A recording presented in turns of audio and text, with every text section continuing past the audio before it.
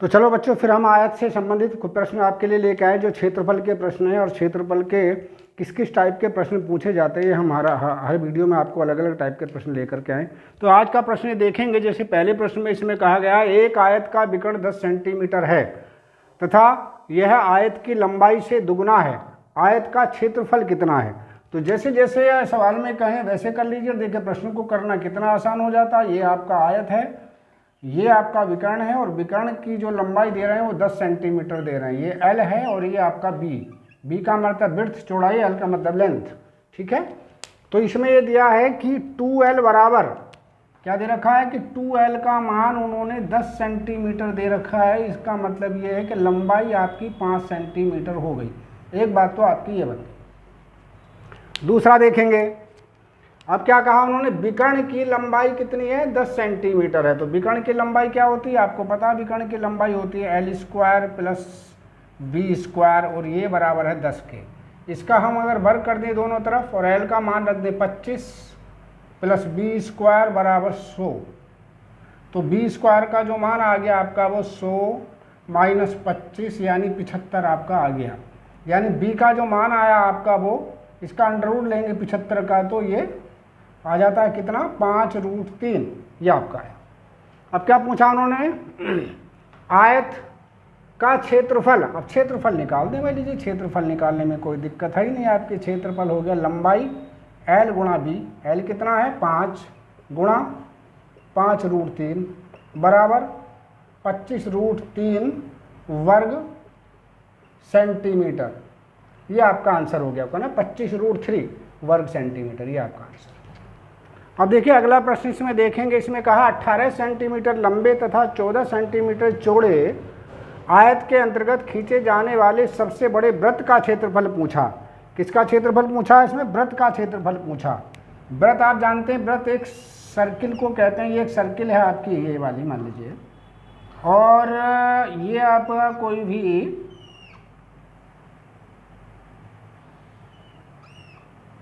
मान लीजिए आपका ये है। तो ये जो दूरी है इतनी वाली, ये अगर हम देखें, इसमें कहा कि ये तो 18 सेंटीमीटर है ये वाली दूरी, और ये जो दूरी है ये 14 की है ना, इतनी।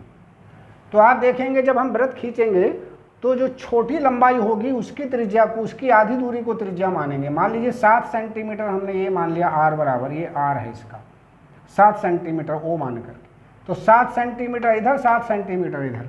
अगर मान लीजिए इसका आधा ले लें, 9 ले लेंगे, तो 9 क्या होगा, वृत्त इससे बाहर चला जाएगा।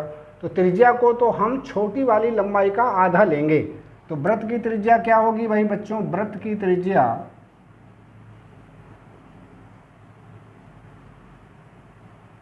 और त्रिज्या को हम r कहते हैं। इसका r का मान होता है छोटी लंबाई का आधा, यानी 14/2 यानी 7। 14/2 का मतलब 7 सेंटीमीटर।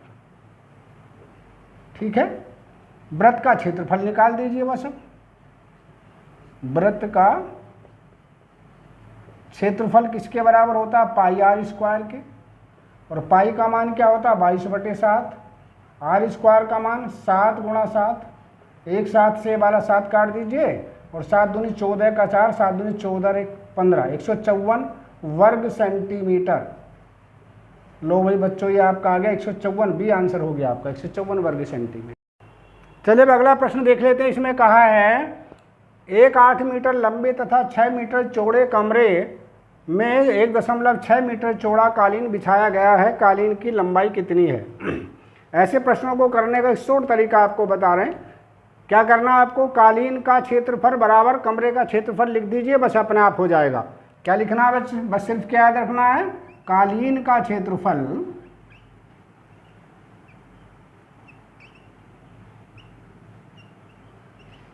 बराबर कमरे का क्षेत्रफल। बस आंसर अपने आप आ जाएगा, कमरे का क्षेत्रफल। बस आपको अपने आप ही उत्तर प्राप्त हो जाएगा।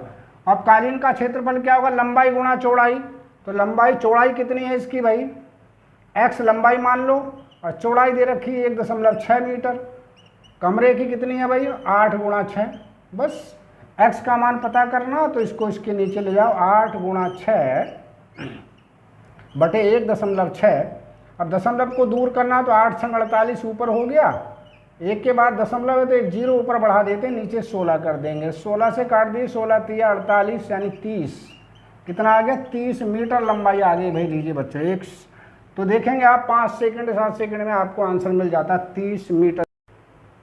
अब देखिए इसमें कहा एक पार्क की लंबाई तथा चौड़ाई में 3:2 का अनुपात है। तो ऐसे सवालों को हम क्या करेंगे, माना लंबाई बराबर 3a और चौड़ाई बराबर 2a मान लेते हैं, ठीक है। तब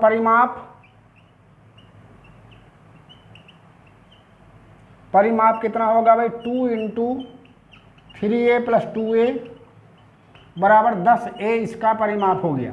3 चीज़ हमने सबसे पहले निकाल लिया। वो कह रहे हैं एक व्यक्ति 12 किलोमीटर प्रति घंटा की चाल से साइकिल द्वारा 8 मिनट में इसके चारों ओर एक पूरा चक्कर लगाता है।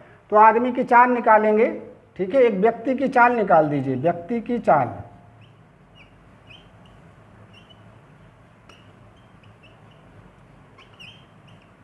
व्यक्ति की चाल निकालने के लिए क्या करेंगे, 12 किलोमीटर प्रति घंटा है तो इसे मीटर प्रति सेकंड में लाना हमें। तो क्या करेंगे, इससे हम गुणा कर देंगे, किससे? 5/18 से। काट दीजिए, 6 दूनी 12 और 6 तिया 18। तो ये बना 10/3 मीटर प्रति सेकंड की चाल हो गई इसकी, ठीक। अब इसमें सबसे इम्पोर्टेंट क्या है भाई, जो व्यक्ति इसके चारों ओर घूमेगा एक चक्कर लगाने में उसकी परिमाप के बराबर चलेगा। तो परिमाप कितनी इसकी कितनी है? 10a है। तो यहाँ पर करेंगे 10a बराबर इसकी परिमाप कितनी चाल है उसकी? 10/3 किलोमीटर प्रति घंटा मीटर प्रति सेकंड। और कितने मिनट में चक्कर लगा रहा? 8 मिनट में लगा रहा। तो 8 × 60 और कर देंगे हम यहाँ पर इसका, और ये काट देंगे 20 तिया 60, ठीक है। 20 तिया 60 इस प्रकार से ये इसका 20 आ जाएगा। यहाँ पर कितना? 20 तिया 60, 20 आ गया। 10 से 10 कट गया दोनों तरफ का, तो इस प्रकार से a का जो मान आ गया वो 160 आ गया, ठीक है। अब हमें चाहिए क्या? क्षेत्रफल चाहिए। क्षेत्रफल कितना होता है भाई? क्षेत्रफल बराबर होता है लंबाई गुणा चौड़ाई, यानी कितना? ये आपका हो गया 3a × 2a बराबर 6a²।